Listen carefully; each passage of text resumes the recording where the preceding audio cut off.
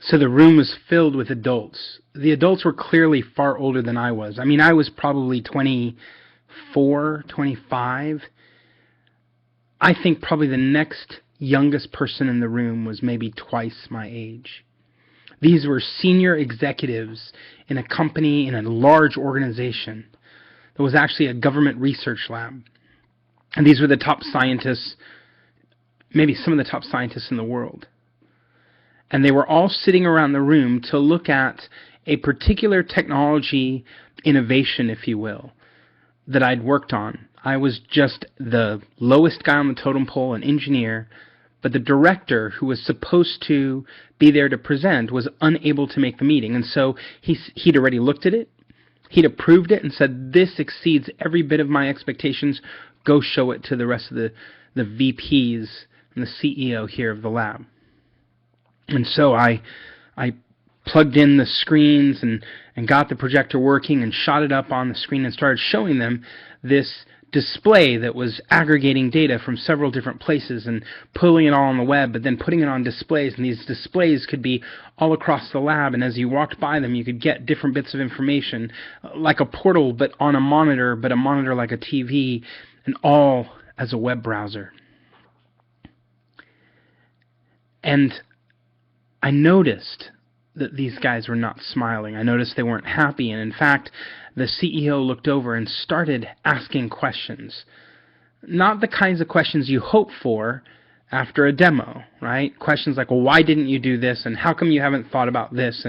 And he started with a fairly aggressive tone, and because he started with an aggressive tone, every VP around the tables started asking those same kinds of questions and started giving their opinions. Every one of them angrier than the last. It's a time when you feel like getting defensive. It's a time when you feel like saying, whoa, I'm just the tech, right? But I had a pad of paper and I had a pen and I just started writing everything down. And I would respectfully look up and say, okay, let me get that down and we'll go look at that, or I'll go talk to some folks, or we'll find out why. But I just started writing every question down. 15 minutes that felt like maybe an hour went by. And then one of the VPs, one of the directors of the lab that hadn't yet spoken, caught my eye, and I saw him, he saw me, and it was clear that he realized I was the messenger. I was taking all these copious notes, and he looked over and he realized there was no reason to yell at me. I hadn't done anything. And so he said, excuse me, Mr. Lemma, I just want to say I'm really sorry. Our tone sounds like maybe we're upset with you. We're not. It's just this project isn't lining up with what we talked about earlier. And where is the VP that you were working with? And I said, I don't know, he couldn't make it. But I showed it to him, and clearly I hadn't gotten his feedback first, but I will bring all this back to him and we'll work it through. And he said, well, I just want to apologize, right, for the way this has turned out. And in that moment, just a small apology caused everybody else at the table to apologize. In fact, as a 25-year-old on that campus, there were 3,000 people working there, tons of people way, way smarter than I was and doing way more important things than I was. Yet because I'd had this interaction with all these people, and because they'd all apologized, they remembered my name. And so as we would walk across the campus, this was a huge facility, and as we'd walk across the campus, they would see me and remember my name. And, good afternoon, Mr. Lemma. How's it going, Mr. Lemma? All because of this moment where I had refrained from getting defensive, I'd refrained from getting loud and reacting back, and I'd just taken notes and stayed professional.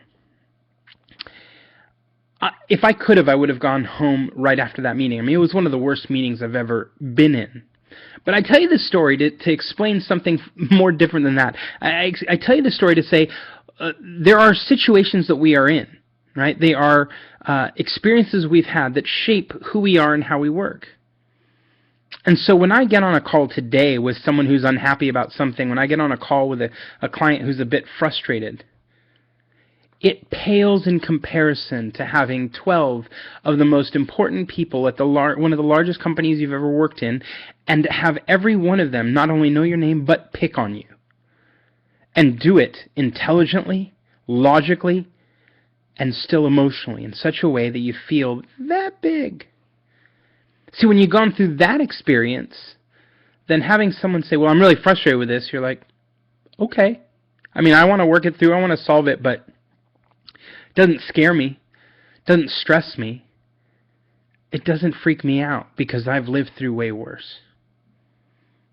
Why am I telling you this, right? Because the reality is there are some things that you've gone through, there are some experiences you've had that have shaped you in the same way that these experiences shaped me.